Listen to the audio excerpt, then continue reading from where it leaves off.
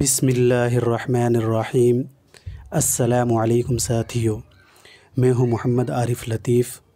دوستو، آج میں لے کر حاضر ہوا ہوں UGC نیٹ JRF کے کچھ اہم سوالات و جوابات۔ تو چلیے شروع کرتے ہیں۔ آج کا پہلا سوال ہے، کاغذی پیرہن کی ترکیب کس شاعر کے دیوان کی پہلی غزل کی مطلع میں استعمال ہوئی ہے؟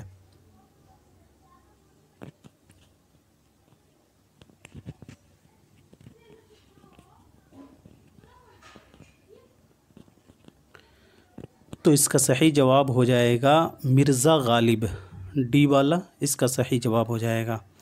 اب بات کر لیتے ہیں مرزا غالب کے غزل کے بارے میں، جو کہ داخل نصاب ہے، اکثر سوالات بنتے ہیں اس سے۔ نقش فریادی ہے کس کی شوخی تحریر کا، کاغذی ہے پیرہن ہر پے کرے تصویر کا، کاوے کاوے سخت جانی ہائے تنہائی نہ پوچھ، صبح کرنا شام کا لانا ہے جوئے شیر کا، جذبہ بے اختیار شوق دیکھا چاہیے، سینہ شمشیر سے باہر ہے دم شمشیر کا، آگہی دام شنیدن جس قدر چاہے بچھائے، مدعا عنقا ہے اپنے عالم تقریر کا، بس کے ہوں غالب اسیری میں بھی آتش زیر پا، موئے آتش دیدہ ہے حلقہ میری زنجیر کا۔ آپ لوگ اسے یاد کر لیں گے کیونکہ اس سے اکثر سوالات بنتے ہیں، موسٹ امپورٹنٹ ہے یہ۔ اب بڑھتے ہیں اگلے سوال کی طرف۔ تنقید کیا ہے؟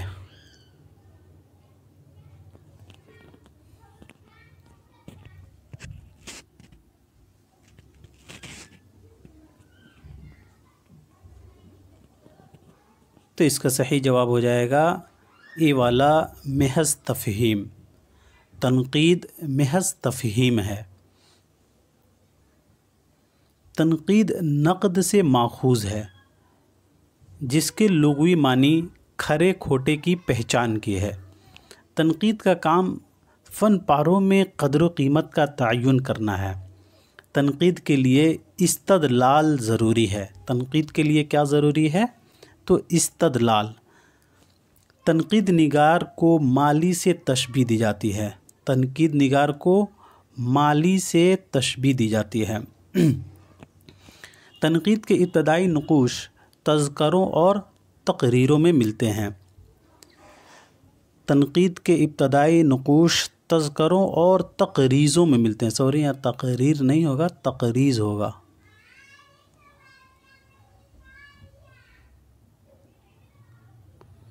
تنقید کے ابتدائی نقوش تذکروں اور تقریزوں میں ملتے ہیں۔ بقول ایلیٹ، زندگی کے لیے تنقید اتنی ضروری ہے جتنی کہ سانس۔ ایلیٹ کا قول ہے کہ زندگی کے لیے تنقید اتنی ضروری ہے جتنی کہ سانس۔ بقول فلابیر، تنقید ادب کے جسم کا کوڈ ہے۔ بقول رچرڈسن، تنقید نگار ادب کے ساتھ وہ سلوک کرتے ہیں جو ڈاکٹر جسم کے ساتھ کرتا ہے۔ چیخوف نے تنقید کو اس مکھی سے تشبیہ دی ہے جو گھوڑے کو ہل چلانے سے روکتی ہے۔ اب بڑھتے ہیں اگلے سوال کی طرف۔ سوال نمبر 43 ہے، غالب کا تفکر نام کا مضمون کس کا لکھا ہوا ہے؟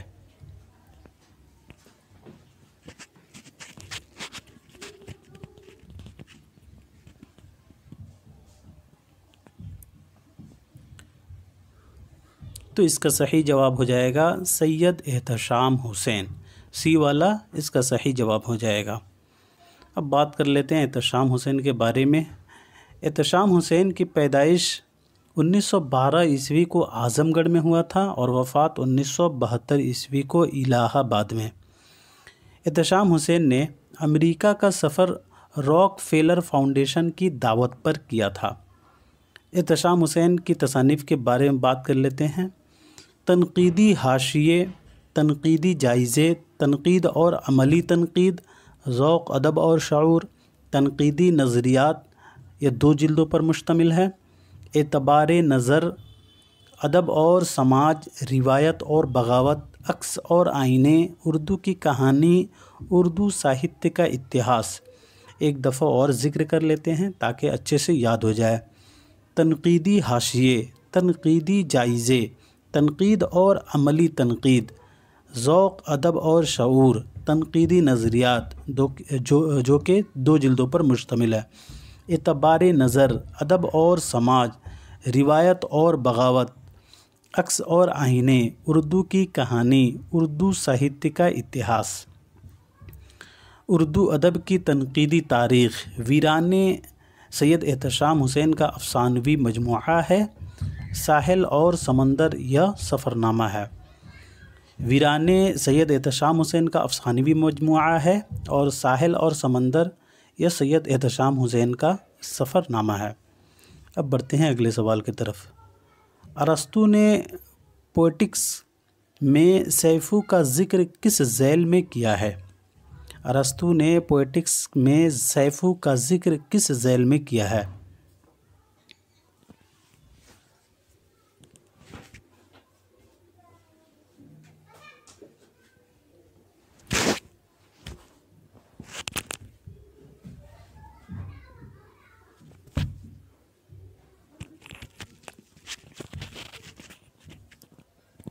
تو اس کا صحیح جواب ہو جائے گا ڈی والا، لیرک، گیت کا نغمہ۔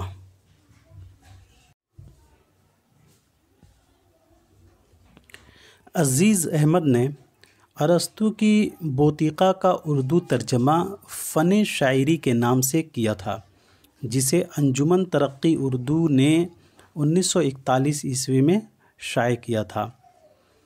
عزیز احمد نے ارسطو کی بوتیقہ کا ترجمہ فن شاعری کے نام سے کیا تھا، جسے انجمن ترقی اردو نے 1941 عیسوی میں شائع کیا۔ شمس الرحمن فاروقی نے بھی ارسطو کی بوتیقہ کا اردو ترجمہ شعریات کے نام سے کیا تھا، جو کہ 1978 عیسوی میں شائع ہوا تھا۔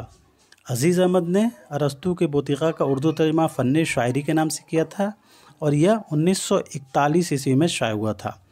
شمس الرحمن فاروقی نے ارسطو کی بوتیقہ کا ترجمہ شعریات کے نام سے کیا تھا اور یہ 1978 عیسوی میں شائع ہوا تھا۔ جمیل جالیبی نے ایک کتاب لکھی تھی ارسطو سے ایلیٹ تک، جو 1977 عیسوی میں شائع ہوا تھا۔ بوتیقہ میں کل 26 حصے ہیں۔ ان کے نام اس طرح ہیں: شاعرانہ نقل کے ذرائع، شاعرانہ نقل کے اشیاء، شاعرانہ نقل کا طریقہ، شاعری کا مخرج اور اس کا ارتقاء، کامیڈی کا آغاز، ٹریجڈی کی تعریف، پلاٹ کی وسعت، پلاٹ کا ایجاد۔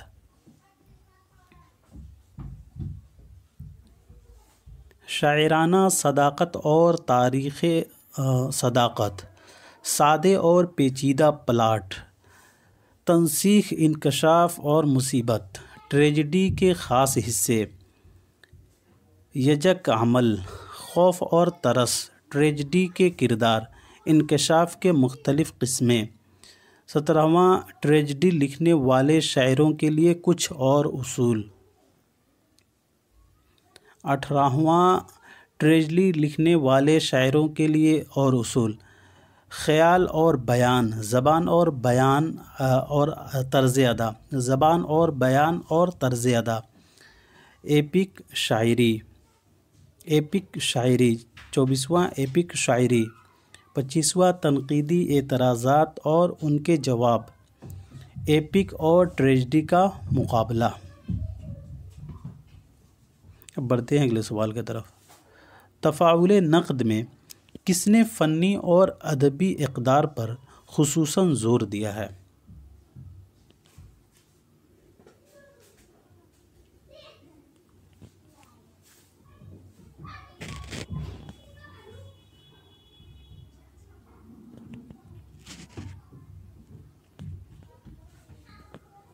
تو اس کا صحیح جواب ہو جائے گا کلیم الدین احمد۔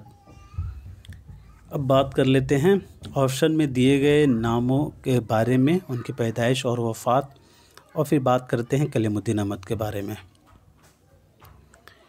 الطاف حسین حالی کی پیدائش 1837 عیسوی کو پانی پت میں ہوا تھا اور وفات 1914 عیسوی کو پانی پت میں ہی ہوا تھا۔ مجنو گورکھ پوری کی پیدائش 1904 عیسوی کو خلیل آباد میں ہوا تھا اور وفات 1988 عیسوی کو کراچی میں۔ محمد حسن کی پیدائش 1926 عیسوی کو مراد آباد میں ہوا تھا اور وفات 1910 عیسوی کو دہلی میں۔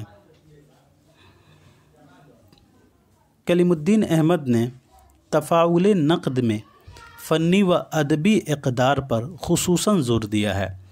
کلیم الدین احمد کی پہچان متنازع نقاد کی حیثیت سے ہوتی ہے۔ کلیم الدین احمد کے نزدیک اردو میں تنقید کے اصولوں کا فقدان ہے۔ کلیم الدین احمد کے نزدیک اردو میں تنقید کے اصولوں کا فقدان ہے، یعنی کمی ہے۔ کلیم الدین احمد کی پیدائش 1908 عیسوی کو پٹنہ میں ہوا تھا اور وفات 1983 عیسوی کو پٹنہ میں ہی ہوا تھا۔ اب بڑھتے ہیں اگلے سوال کی طرف۔ مثنوی سحر البیان کیا ہے؟ تبازاد ہے یا ماخوذ ہے، ترجمہ ہے یا بازگوئی ہے؟ بازگوئی کہتے ہیں کھنڈن کو، اور تبازاد کہتے ہیں جو اوریجنل ہوتا ہے، ماخوذ کہتے ہیں جس سے لیا گیا ہو، اور ترجمہ آپ لوگوں کو پتہ ہی ہوگا جو ٹرانسلیٹ کیا جاتا ہے۔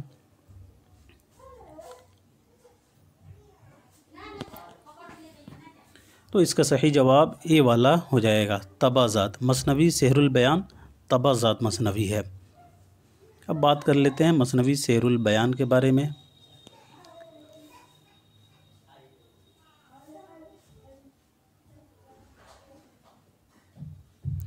میر حسن کی مثنوی سحر البیان 1784 عیسوی ہے، جو کہ تبازاد مثنوی ہے۔ مثنوی سحر البیان کو میر حسن نے گلکرسٹ کی فرمائش پر 1784 عیسوی میں آصف الدولہ کے عہد میں لکھا تھا۔ میر شیر علی افسوس کے مقدمے کے ساتھ مثنوی سحر البیان کلکتہ سے 1805 عیسوی میں چھپی تھی۔ میر شیر علی افسوس نے مثنوی سحر البیان کو اسم با مسمى مثنوی کہا ہے۔ میر شیر علی افسوس نے مثنوی سحر البیان کو کیا کہا ہے؟ تو اسم با مسمى۔ مثنوی سحر البیان بحر متقارب، مسمن مقصور یا مخزوف، فعولاً فعولاً فعولاً یا فعول کی بحر میں ہے۔ بقول محمد حسین آزاد سحر البیان کے متعلق لکھا ہے کہ زمانے نے اس کی سحر بیانی پر تمام شعراء اور تذکرہ نویسوں سے محضر شہادت لکھوایا۔ محمد حسین آزاد نے سحر البیان کے متعلق لکھا ہے کہ زمانے نے اس کی سحر بیانی پر تمام شعراء اور تذکرہ نویسوں سے محضر شہادت لکھوایا۔ مثنوی سحر البیان کا دیباچہ شیر علی افسوس نے لکھا ہے۔ مثنوی سحر البیان کو بت خانہ چین مصحفی نے کہا تھا۔ سحر البیان میں جزیات نگاری گلزار نسیم سے زیادہ ہے۔ مثنوی سحر البیان میں جزیات نگاری گلزار نسیم سے بھی زیادہ ہے۔ مثنوی سحر البیان کے کردار کے بارے میں بات کر لیتے ہیں۔ شہزادہ بے نظیر، شہزادی بدر منیر، وزیر زادی نجم النساء جو کہ جوگن رہتی ہے، ماہ رخ پری، فیروز شاہ جو جنوں کے بادشاہ کا بیٹا رہتا ہے، مسعود شاہ یہ بدر منیر کا باپ ہے۔ مثنوی سحر البیان کا سب سے جاندار اور فعال کردار نجم النساء کا ہے۔ نجم النساء جوگن بنی رہتی ہے۔ نجومیہ نے شہزادے کو 12 سال تک آسمان کے نیچے نہ آنے کا مشورہ دیا تھا۔ اب بڑھتے ہیں اگلے سوال کی طرف۔ مثنوی سحر البیان میں نجومیوں اور رمالوں نے شہزادے کو کتنے برس تک کھلے آسمان کے نیچے نہ لانے کا مشورہ دیا تھا۔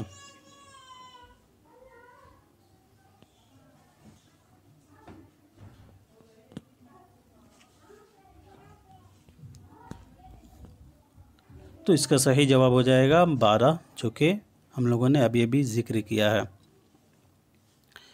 اب بڑھتے ہیں اگلے سوال کی طرف۔ سحر البیان میں جنوں کے بادشاہ کے بیٹے کا نام کیا ہے؟ تو اس کا صحیح جواب ہو جائے گا اے والا، فیروز شاہ۔ سحر البیان میں جنوں کے بادشاہ کے بیٹے کا نام کیا رہتا ہے؟ تو فیروز شاہ۔ اب بڑھتے ہیں اگلے سوال کی طرف۔ مثنوی گلزار نسیم میں گلشن نگاری میں زین الملوک اور تاج الملوک سے ملاقات کے وقت باقاولی کس نام سے وزیر بنی ہوئی تھی؟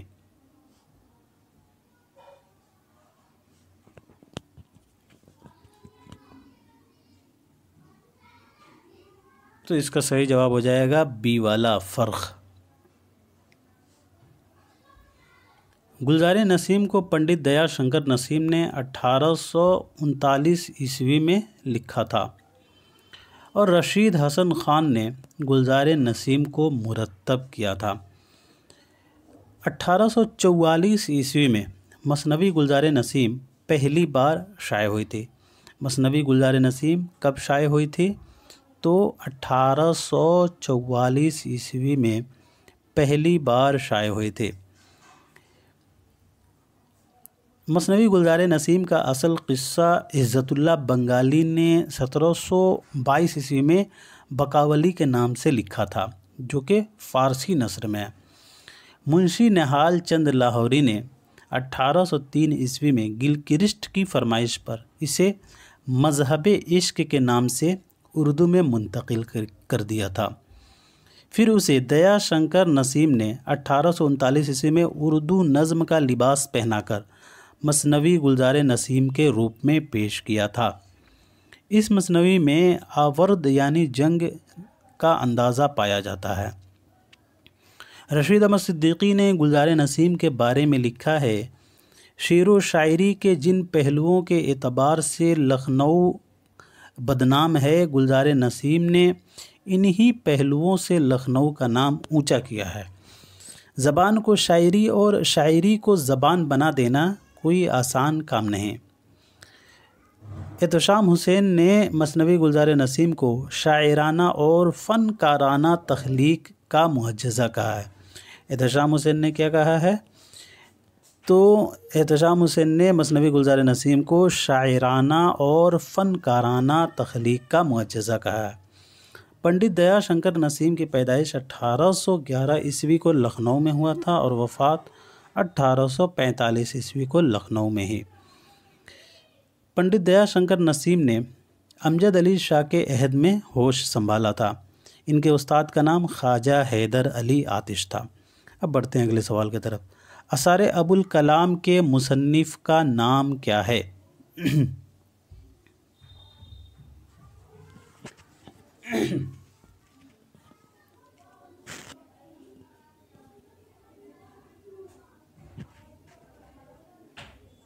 تو اس کا صحیح جواب ہو جائے گا بی والا، قاضی عبد الغفار۔ مولانا ابوالکلام آزاد کے تصانیف کے بارے میں بات کر لیتے ہیں۔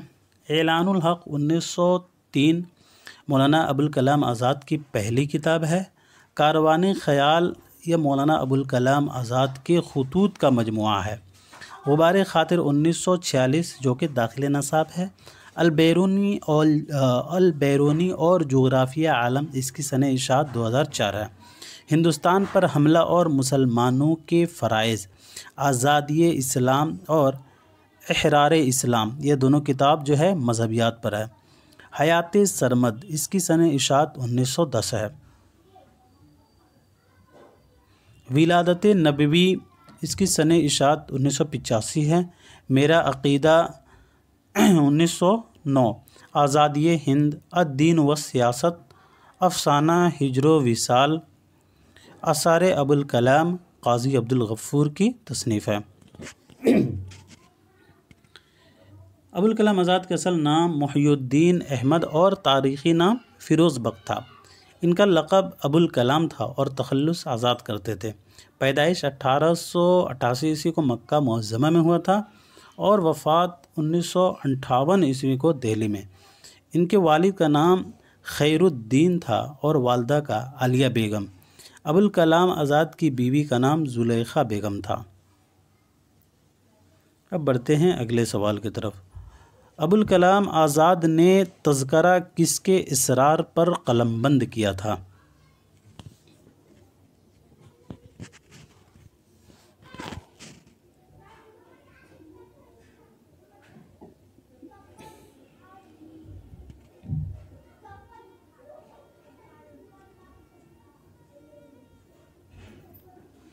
تو اس کا صحیح جواب ہو جائے گا اے والا، فضل الدین احمد۔ مولانا ابوالکلام آزاد نے تذکرہ 1919 عیسوی میں فضل الدین احمد کے اصرار پر قلم بند کیا تھا۔ تذکرہ ابوالکلام آزاد کی خودنوشت سوانح ہے۔ اس کے علاوہ مولانا ابوالکلام آزاد کی تصانیف قول فیصل 1922، خطبات آزاد جسے عبدالغفار شکیل نے مرتب کیا ہے، ترجمان القرآن، نقش آزاد اور تبرکات آزاد، یہ دونوں کو غلام رسول مہر نے مرتب کیا ہے۔ نقش آزاد اور تبرکات آزاد کو غلام رسول مہر نے مرتب کیا ہے۔ نقش آزاد میں غالب پر مولانا ابوالکلام آزاد کی تحریریں بھی شامل ہیں۔ یاد رہے کہ نقش آزاد میں غالب پر مولانا ابوالکلام آزاد کی تحریریں شامل ہیں۔ انبیاء کرام کو غلام رسول مہر نے مرتب کیا ہے۔ یہ ابوالکلام آزاد کے مقالات کا مجموعہ ہے۔ انبیاء کرام کو غلام رسول مہر نے مرتب کیا ہے اور یہ مولانا ابوالکلام آزاد کے مقالات کا مجموعہ ہے۔ ارمغان آزاد کو ابو سلیمان نے مرتب کیا ہے۔ ارمغان آزاد کو کس نے مرتب کیا ہے؟ تو ابو سلیمان نے۔ آزادی ہند کا اردو ترجمہ رئیس احمد جعفری نے کیا ہے۔ اب بڑھتے ہیں اگلے سوال کی طرف۔ پطرس بخاری کا سن پیدائش کیا ہے؟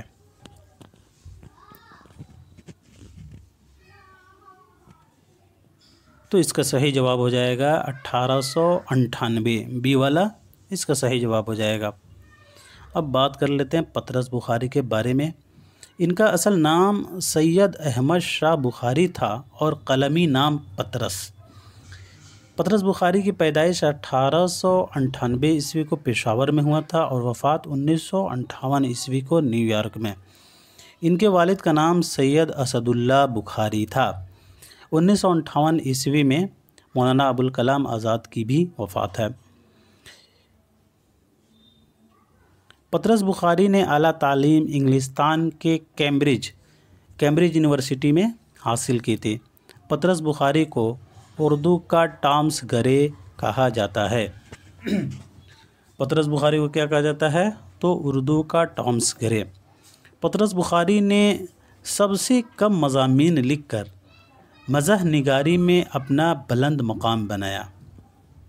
مضامین پطرس میں کل 11 مضامین شامل ہیں اور مضامین پطرس کا دیباچہ رشید احمد صدیقی نے لکھا ہے۔ مضامین پطرس میں مضامین جو شامل ہیں اسے ذکر کر لیتے ہیں۔ ہاسٹل میں پڑھنا، سویرے جو کل آنکھ میری کھلی، کتے، اردو کی آخری کتاب، میں ایک میاں ہوں، مرید پور کا پیر، انجام بخیر، سنیما کا عشق، میبل اور میں، مرحوم کی یاد میں، سائیکل کی سواری، جو کہ داخل نصاب ہے۔ سائیکل کی سواری یعنی مرحوم کی یاد میں، یہ داخل نصاب ہے۔ لاہور کا جغرافیہ بھی داخل نصاب ہے۔ انجام بخیر، ہاسٹل میں پڑھنا، سویرے جو کل آنکھ میری کھلی، کتے، اردو کی آخری کتاب، میں ایک میاں ہوں، مرید پور کا پیر، انجام بخیر، سنیما کا عشق، میبل اور میں، مرحوم کی یاد میں، سائیکل کی سواری، لاہور کا جغرافیہ، انجام بخیر۔ انجام بخیر میں اجنبی نام کا کردار ہے۔ مرحوم کی یاد میں خدا بخش یعنی سائیکل کا ذکر ہے۔ میں ایک میاں ہوں، اس کا کردار روشن آرا۔ اب بڑھتے ہیں اگلے سوال کی طرف۔ بسیار نویسی میں کسے ید طولہ حاصل تھا؟ بسیار نویسی میں کسے ید طولہ حاصل تھا؟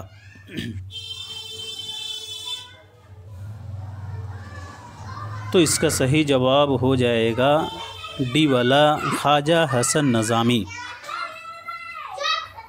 خواجہ حسن نظامی کو بسیار نویسی میں ید طولہ حاصل تھا۔ خواجہ حسن نظامی کا اصل نام قاسم علی تھا۔ ان کی پیدائش 1818 عیسوی کو دہلی میں ہوا تھا اور وفات 1955 عیسوی کو دہلی میں۔ خواجہ حسن نظامی نے شدی تحریک کی کھل کر مخالفت کی تھی۔ 1946 عیسوی میں خواجہ حسن نظامی کو شمس العلماء کا خطاب ملا تھا۔ خواجہ حسن نظامی نے غریبوں کے لیے اخبار نکالا اور رسالہ منادی بھی جاری کیا تھا۔ خواجہ حسن نظامی کے مشہور انشائیے جھینگر کا جنازہ ہے، مچھر، مٹی کا تیل، بیگمات کے آنسو، پسینہ اور فٹ بال، پیاری ڈکار، روٹی، ماڈرن معشوق، الو، دیا سلائی، مجھے میرے دوست سے بچاؤ، گلاب تمہارا کیکر ہمارا، گلاب تمہارا کیکر ہمارا، عمل بانو، حضرت کن، ہچکی وغیرہ ہیں۔ اب بڑھتے ہیں اگلے سوال کی طرف۔ ذیل میں سے سر سید کے کون سے دو مضامین اسپیکٹیٹر سے ماخوذ ہیں؟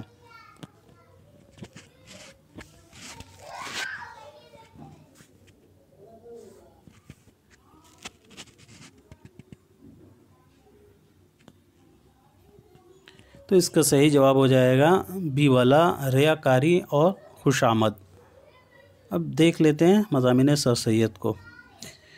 مضامین سر سید میں کل 20 مضامین شامل ہیں۔ پہلا ہے عزت، ہمدردی، اپنی مدد آپ، بحث و تکرار، عید کا دن، آزادی رائے، انسان کے خیالات، گزرا ہوا زمانہ، اخلاق، خوشامد، تعصب، مہذب قوموں کی پیروی، ترقی، علوم، اردو زبان اور اس کی عہد بہ عہد ترقی، امید کی خوشی، دنیا با امید قائم ہے، سراب حیات، ہند اور مسلمانوں میں ارتباط، ہمارے بعد ہمارا نام رہے گا، اور نیچر۔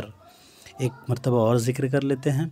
عزت، ہمدردی، اپنی مدد آپ، بحث و تکرار، عید کا دن، آزادی رائے، انسان کے خیالات، گزرا ہوا زمانہ، اخلاق، خوش آمد، تعصب، مہذب قوموں کی پیروی، ترقی، علوم، اردو زبان اور اس کی عہد بہ عہد ترقی، امید کی خوشی، دنیا با امید قائم ہے، سراب حیات، ہند اور مسلمانوں میں ارتباط، ہمارے بعد ہمارا نام رہے گا، اور آخری نیچر ہے۔ اب بڑھتے ہیں اگلے سوال کی طرف۔ سر سید کی معروف تصنیف سرکشی ضلع بجنور کس سن میں شائع ہوئی؟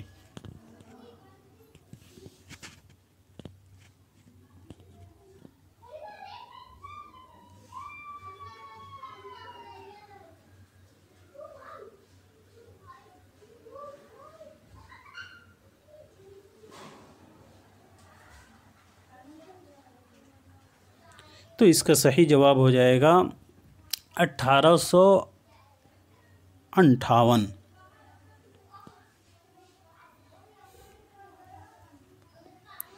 تاریخ سرکشی ضلع بجنور 1858 عیسوی میں مراد آباد میں لکھی گئی تھی۔ تاریخ سرکشی ضلع بجنور 1858 عیسوی کو کہاں لکھی گئی تھی؟ تو مراد آباد میں۔ یہ پوچھا جاتا ہے ساتھیوں، موسٹ امپورٹنٹ ہے کہ تاریخ سرکشی ضلع بجنور کہاں لکھی گئی تھی؟ تو مراد آباد میں۔ سر سید احمد خان کی پیدائش 1817 عیسوی کو دہلی میں ہوا تھا اور وفات 1898 عیسوی کو علی گڑھ میں ہوا تھا۔ ان کے والد کا نام میر محمد تقی تھا اور والدہ کا عزیز النساء بیگم۔ ان کے نانا کا نام خواجہ فرید الدین تھا اور بھائی کے نام سید محمد خان۔ سر سید احمد خان کی تصانیف کے بارے میں بات کر لیتے ہیں۔ جامع جم 1840 یہ 17 عنوانات پر مشتمل ہے اور اس میں 43 بادشاہوں کا ذکر کیا گیا ہے۔ قواعد صرف و نحو زبان اردو، جلاء القلوب بذکر المحبوب، تحفۂ حسن، تسہیل فی جراء الثقیل، آثار الصنادید، یہ موسٹ امپورٹنٹ تصنیف ہے سر سید احمد خان کی۔ آثار الصنادید 1847 عیسوی پہلا ایڈیشن شائع ہوا تھا جس میں 4 ابواب ہیں، اور دوسرا ایڈیشن 1854 عیسوی میں شائع ہوا تھا، اس میں چوتھا ابواب شامل نہیں ہے۔ پہلے میں شہر کے باہر کی عمارت کا حال 135 عمارتیں کا بیان ہوا ہے، اور دوسرے میں قلعہ معلیٰ کی عمارت کا ذکر ہوا ہے جس میں 39 عمارتوں کا ذکر ملتا ہے۔ تیسرے میں خاص شہر شاہ جہان آباد کا ذکر ہے۔ چوتھے میں دلی اور دلی کے لوگوں کے بارے میں ذکر کیا گیا۔ آثار الصنادید کا فرانسیسی ترجمہ گارسا دتاسی نے 1961 عیسوی میں کیا تھا۔ آثار الصنادید کا فرانسیسی ترجمہ کس نے کیا تھا؟ تو گارسا دتاسی نے 1961 عیسوی میں۔ مسٹر رابرٹ نے آثار الصنادید کا انگریزی میں ترجمہ کیا تھا۔ فرانسیسی زبان میں گارسا دتاسی نے 1961 میں کیا تھا، اور مسٹر رابرٹ نے آثار الصنادید کا انگریزی میں ترجمہ کیا تھا۔ کلمۃ الحق 1849، آئینہ اکبری 1855۔ آئینہ اکبری 3 جلدوں پر مشتمل ہے۔ آئینہ اکبری کی تقریض غالب نے لکھی تھی۔ اسباب بغاوت ہند، یہ بھی سر سید احمد خان کی اہم تصنیف ہے۔ اسباب بغاوت ہند 1959۔ سلسلۃ الملوک، تاریخ فیروز شاہی، تزکِ جہانگیری، سیرت فریدیہ 1896۔ مسافران لندن، یہ ایک سفر نامہ ہے سر سید احمد خان کا جو کہ داخل نصاب ہے۔ مسافران لندن 1869۔ سر سید احمد خان نے غیر متوازن روحانی تصورات کے خلاف آواز بلند کی تھی۔ سر سید احمد خان نے غیر متوازن روحانی تصورات کے خلاف آواز بلند کی تھی۔ سر سید احمد خان نے 1864 عیسوی میں غازی پور میں سائنٹیفک سوسائٹی قائم کی اور 1866 عیسوی میں سائنٹیفک سوسائٹی سے ہفتہ وار اخبار جاری کیا تھا۔ رسالہ تہذیب الاخلاق 1870 عیسوی میں جاری کیا تھا۔ سر سید احمد خان نے رسالہ تہذیب الاخلاق 1870 عیسوی میں جاری کیا تھا، اور 1864 عیسوی میں غازی پور میں سائنٹیفک سوسائٹی قائم کی تھی، اور 1866 عیسوی میں سائنٹیفک سوسائٹی سے ہفتہ وار اخبار جاری کیا تھا۔ اب بڑھتے ہیں اگلے سوال کی طرف۔ غیر متوازن روحانی تصورات کے خلاف کس نے آواز بلند کی تھی؟ تو اس کا صحیح جواب ہو جائے گا سی والا، سر سید احمد خان، جو ابھی ہم لوگوں نے ذکر کیا ہے۔ اب بڑھتے ہیں اگلے سوال کی طرف۔ بعض لوگ کس کو خوان الشیاطین کا نمائندہ کہتے ہیں؟ بعض لوگ کس کو خوان الشیاطین کا نمائندہ کہتے ہیں؟ تو اس کا صحیح جواب ہو جائے گا سر سید احمد خان، سی والا اس کا صحیح جواب ہو جائے گا۔ بعض لوگ سر سید احمد خان کو خوان الشیاطین کا نمائندہ کہتے تھے۔ بقول الطاف حسین حالی، سر سید نے آورد اور تصنع سے بچنے کے لیے گرامر کی بھی پرواہ نہ کی۔ یہ حالی کا قول ہے، سر سید نے آورد اور تصنع سے بچنے کے لیے گرامر کی بھی پرواہ نہ کی۔ مولانا الطاف حسین حالی نے اردو نثر کا مورث اعلیٰ سر سید احمد خان کو قرار دیا ہے۔ مولانا الطاف حسین حالی نے اردو نثر کا مورث اعلیٰ سر سید احمد خان کو قرار دیا ہے۔ بقول مولانا الطاف حسین حالی، پنجاب کے مسلمان پر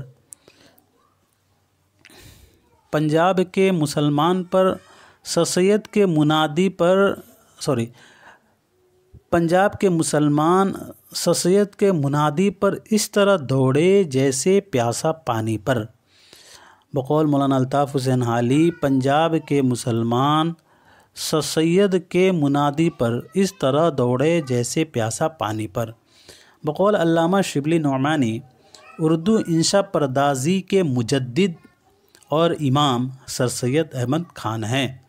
बकौल शिबली उर्दू इंशा परदाजी के मुजद्दिद और इमाम सर सैयद हैं। अब बढ़ते हैं अगले सवाल की तरफ। सवाल नंबर 58 है, जमालियाती तनकीद में किस पर जोर दिया जाता है?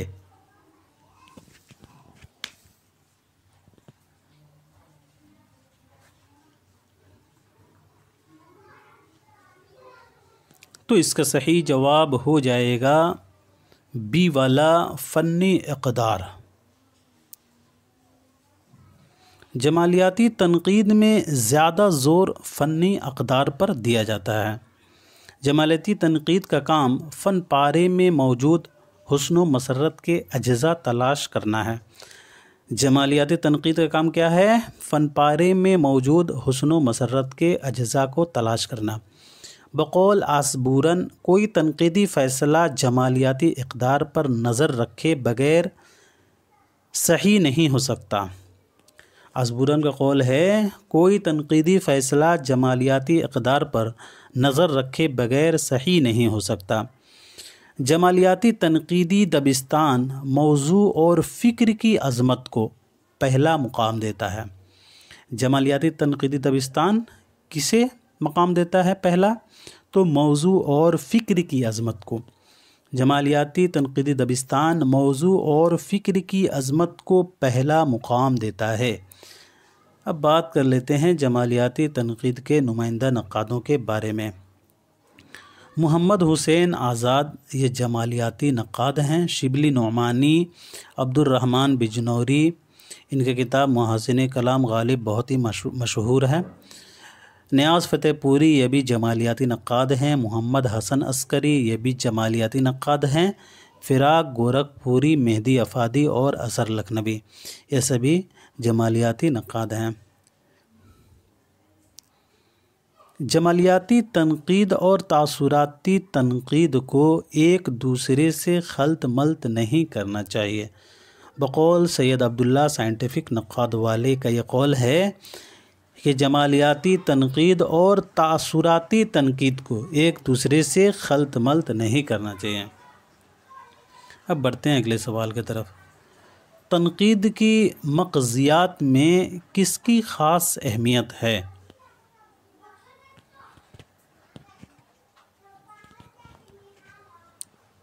तो इसका सही जवाब हो जाएगा बी वाला, मारूज़ियत। तनकीद के मक़ज़ियात में मारूज़ियत की ख़ास अहमियत है। आज का आखिरी सवाल है, इनमें से किसका पहला दौर तासुराती तनकीद से मुताल्लिक़ है?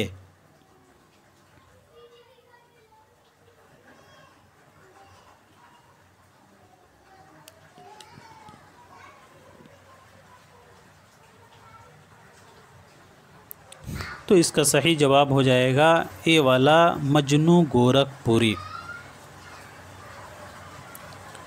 तासुराती तनकीद के अहम नुक़ात के बारे में बात कर लेते हैं। मोहम्मद हुसैन आज़ाद, नियाज़ फ़तेहपुरी, मेहदी अफ़ादी, फ़िराक गोरखपुरी, शिबली नोमानी, अब्दुर्रहमान बिजनौरी, मोहम्मद हसन अस्करी, रशीद अहमद सिद्दीकी, खुर्शीदुल इस्लाम वग़ैरह हैं। ये तासुराती दबिस्तान के अहम नक़ाद हैं। तो दोस्तों आज के लिए इतना ही रखते हैं। मिलते हैं अगले क्लास में। तब तक के लिए खुदा हाफिज़।